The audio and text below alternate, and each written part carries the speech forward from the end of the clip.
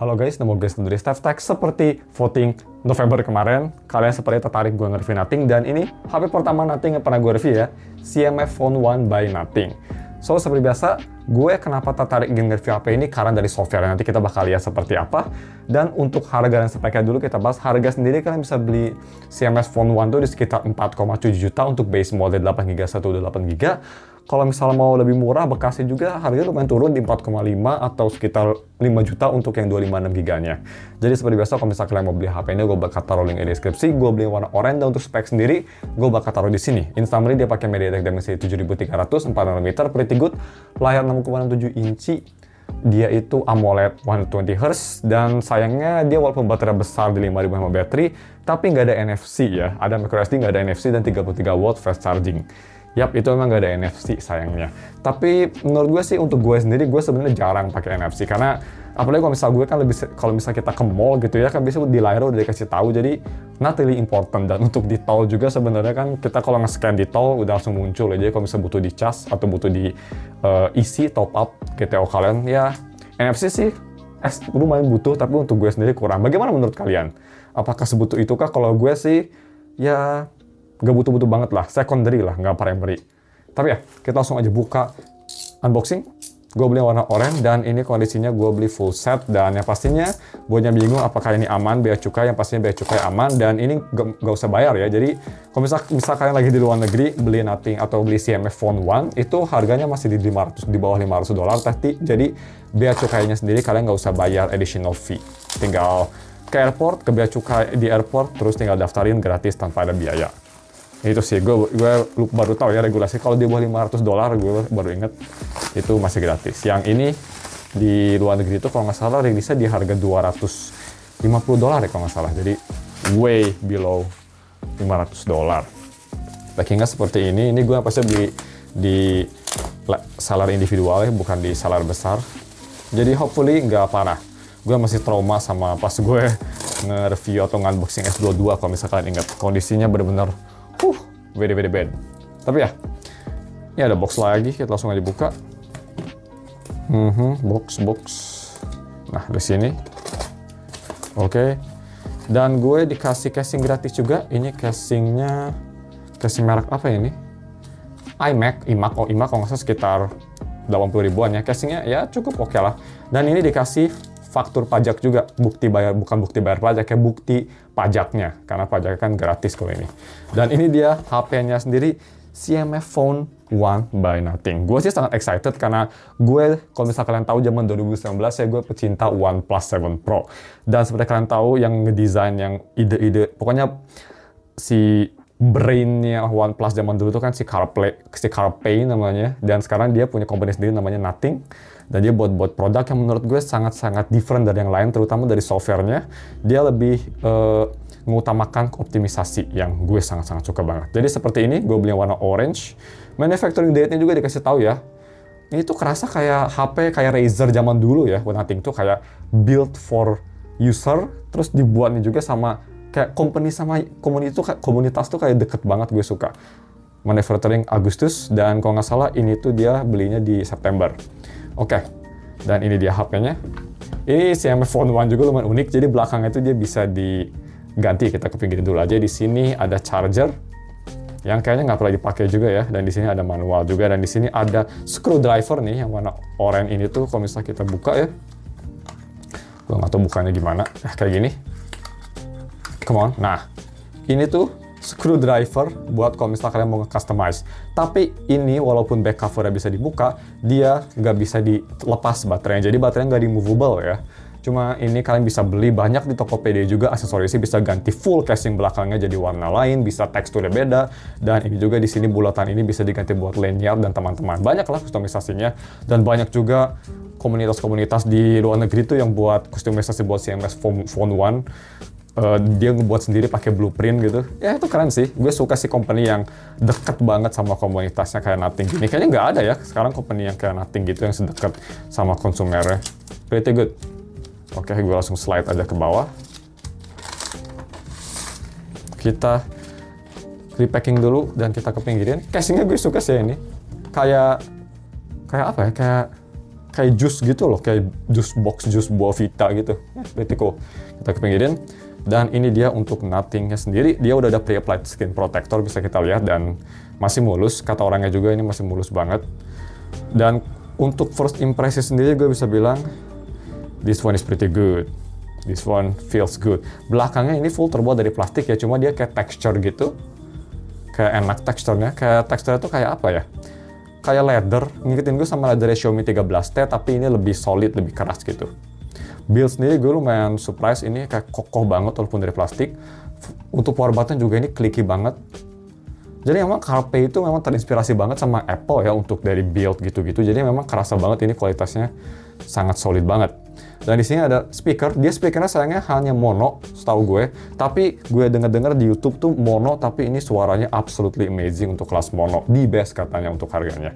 Ya, nanti kita lihat. Bezel sendiri walaupun CarPlay itu atau Nothing tuh suka banget bezelnya simetris, sayangnya di CMF Phone 1 bezel bawahnya agak sedikit tebal, tapi masih cukup tipis menurut gue.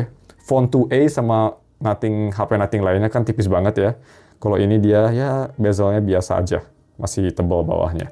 Bisa kita lihat dia dual SIM-nya tuh hybrid, jadi bukan triple SIM gitu ya, dia dual SIM hybrid. Oke, kita masukin dulu aja. Jujur gue suka ini warna oranye, sangat on your face banget ya, that's pretty good. Di sini ada skrup-skrupnya, jadi tadi si screwdriver tuh buat yang dikasih di box ya, buat nyabut-nyabutin screwdriver di sini, skrunya di sini dicabut dan diganti sama cover lain atau aksesoris lain. Pretty unik sih, useless, nggak terlalu, ini memang bukan untuk kaum mending ya, karena dia nggak ada NFC. Terus 4 juta juga mungkin dia nggak sekencang Xiaomi 14T, tapi yang gue sangat looking forward dari OS-nya, yang menurut gue itu bisa cocok banget sama gue.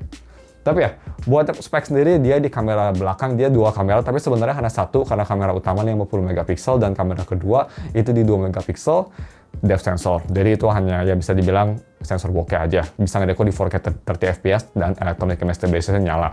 Gue denger juga ini mikrofonnya bagus, sedangkan di depan ini di 16 megapiksel dan bisa ngedeko di 1080p 30 fps untuk kamera depannya.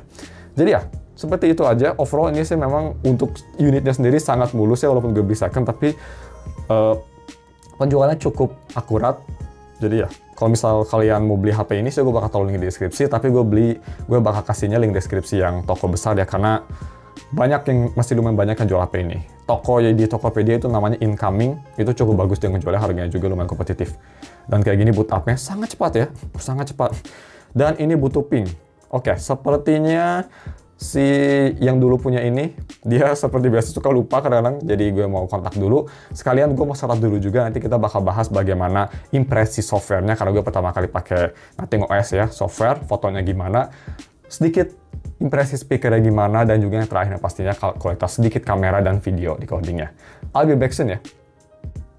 Oke guys, udah gue setup, dan nanti gue bakal bahas gimana experience gue sedikit pakai Nothing.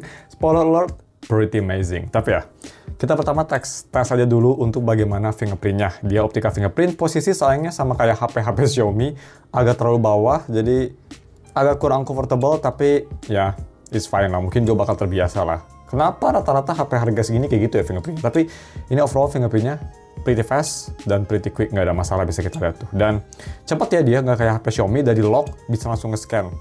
Dia kayak, misalnya ini gue lagi di sini, lock, langsung scan. Biasanya kalau Xiaomi harus agak mikir gitu. Dan seperti biasa kalau misalkan mau wallpaper ini biar matching ya, gue pakai wallpapernya Yoimiya, matching banget sama warna belakangnya. Gue bakal taruh linknya juga ada di deskripsi. Untuk software version sendiri ini masih di Nothing OS 2.6, jadi belum dapat Nothing OS 3.0 ya untuk yang unit gue ini. Ini gak tau gue unit apa, tapi ini belum dapat Nothing OS 3.0. Nanti kalau dapat ya pasti gue bakal review juga. Stay tune aja. Dan software sendiri ini yang lumayan big deal. Jadi softwarenya ini ngingetin gue sama Google Pixel ya. Jadi kayak hybrid gitu loh antara Pixel Experience terus punya Nothing punya softwarenya sendiri, kayak mix between those two gitu. Terus yang gue bikin lucu, karena kan Nothing tuh banyak yang terinspirasi sama Apple, dia sampai experimental feature aja ada yang Apple tuh. Experimental feature itu AirPod support. Pretty cool ya. Dan bisa kita lihat bezel sendiri bisa sedikit ya agak lebih tebal di bawah, tapi overall dia emang sengaja ditebelin kayaknya kanan kiri atasnya biar nggak terlalu kerasa beda banget. Ini overall sih kalau dari sekilas atau kalian sering pakai kayak seamless ya, bezelnya kayak simetris, tapi bawahnya sedikit aja lebih tebal. Overall untuk layar ini bisa terang banget 2000 nits, jadi bisa kita lihat di bawah lampu studio gue pun dia nggak ada masalah sama sekali. Dan ini seperti ini pretty much Nothing OS ya. Kalau misalnya kita ke atas, dia ini mirip banget sama Google Pixel.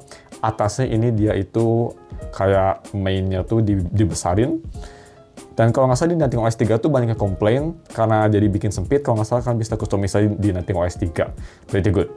Dan untuk setting sendiri, kalau misalnya kalian untuk Nothing sendiri di lock screen kalian bisa modify ya, kayak bisa ke lock screen widget, bisa tambahin widgetnya. Ini lumayan penting loh, misalnya kalian mau, oh gue pengen langsung bisa nge-akses flash gitu ya, bisa langsung juga. Sama di One UI juga ada, tapi yang gue suka sama Nothing tuh dia memang si OS itu kayak lebih bener-bener personalized banget ya, bener-bener punya skinnya sendiri gitu, kayak khas Nothing tuh.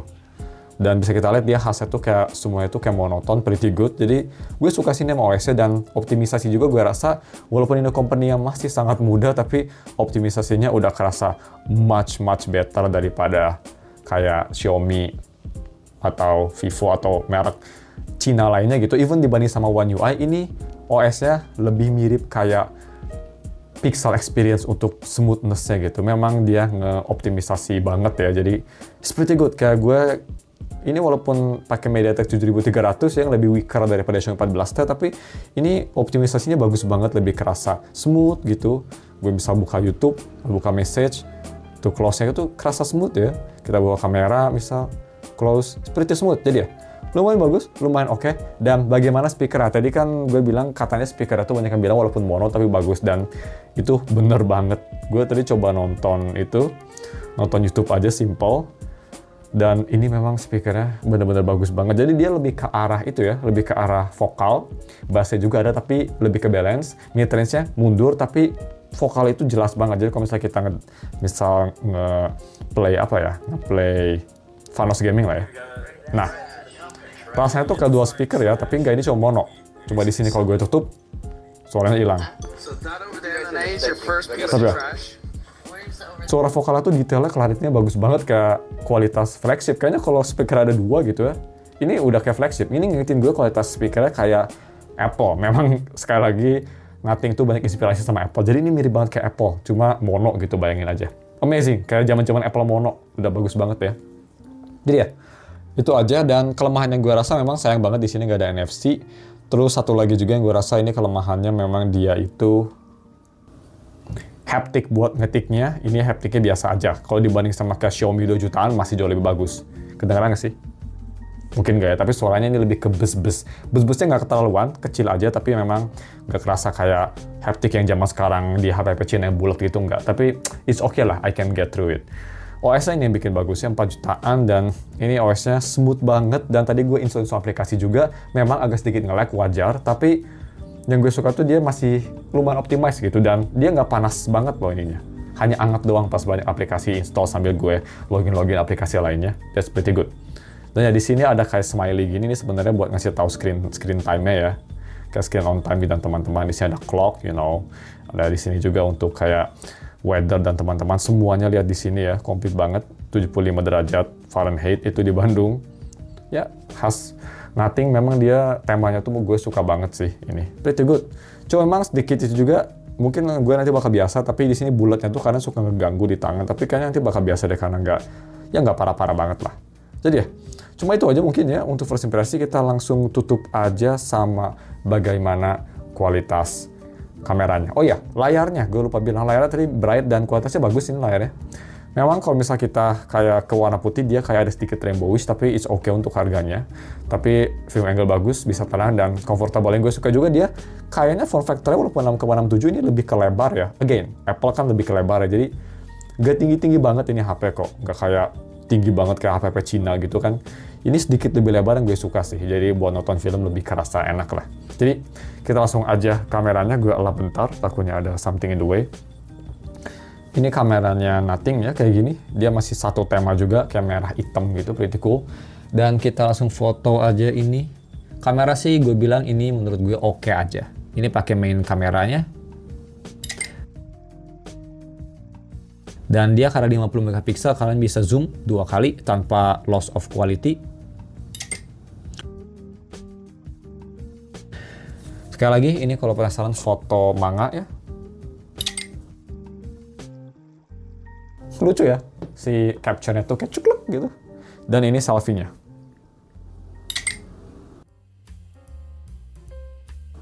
Oke, dan bisa kita lihat sih tadi foto kelihatannya bagus ya. Cukup bagus kelihatannya dia. Warna bisa dibilang lebih ke arah warm, but it's good. Lightning juga bisa di-diffuse dengan bagus, dan ini kerasa clear banget. Foto ini ngingetin gue sama Pixel ya, nggak tahu kenapa. Pretty good loh ini, lumayan bagus. Jadi ya, cuma segitu aja untuk fotonya, dan seperti biasa, yang terakhir kita langsung aja tes bagaimana kualitas videonya di 4K 30. Seperti biasa, kalian bisa nilai juga gimana mikrofonnya ya. Let's go, 3, 2, 1. Oke guys, jadi ini dia video recording pakai resolusi 4K 30 di CMF Phone 1. Dan kalian bisa nilai gimana kualitas mikrofonnya. Zoomnya bisa sedekat ini, yang pasti bisa 2x zoom tanpa loss of quality, pakai main kamera, cuma ada satu kameranya juga. Dan kalau misalnya kita mau kayak gini, dia viewfindernya lumayan smooth sih, 30 fps tapi nggak ada kayak stutter gitu. Dan overall shoot seperti ini. Noise ada noise dia, lumayan banyak malah noise-nya, tapi masih lumayan oke lah. Zoom maksimal bisa 10 kali tapi langsung smooth banget. Oke, langsung aja kita fokus balik lagi ke main kamera. Oke, jadi seperti itu kualitas videonya. First impression sih, it's pretty okay lah di harganya ya. Ini kan kalau di public tuh 3,5 jutaan ya di luar negeri. Jadi 4 juta masuk Indonesia, ini bukan toko bener-bener. Kamera memang di 4,5 juta gitu ya. Ini sih menurut gue dari kompetitornya yang mirip-mirip iQOO Z9. Cuma ini lebih ke software experience, kalau iQOO Z9 lebih ke gaming. Gue bisa bilang untuk foto sih lebih bagus ini. Nanti kita bakal bandingin juga minggu depan di full review-nya. Atau sorry, 2 minggu lagi di full review-nya untuk dibandingin lagi sama iQOO Z9 fotonya ya. Jadi stay tune. Untuk sekarang sih, it's pretty good ya kalau misalnya kalian mau beda dari yang lain dan ingin software yang mirip-mirip Pixel. Karena sekarang Pixel kan di-ban. This is pretty good. Jadi ya, cuma segitu aja mungkin video unboxing dan first impression daripada kelamaan. Ini udah hampir 20 menit lagi. Sorry about that. Sampai ketemu lagi minggu depan untuk Day in the Life dan 2 minggu lagi untuk full review. Semoga gue bisa buat video seperti itu. Thanks for watching dan see you next week.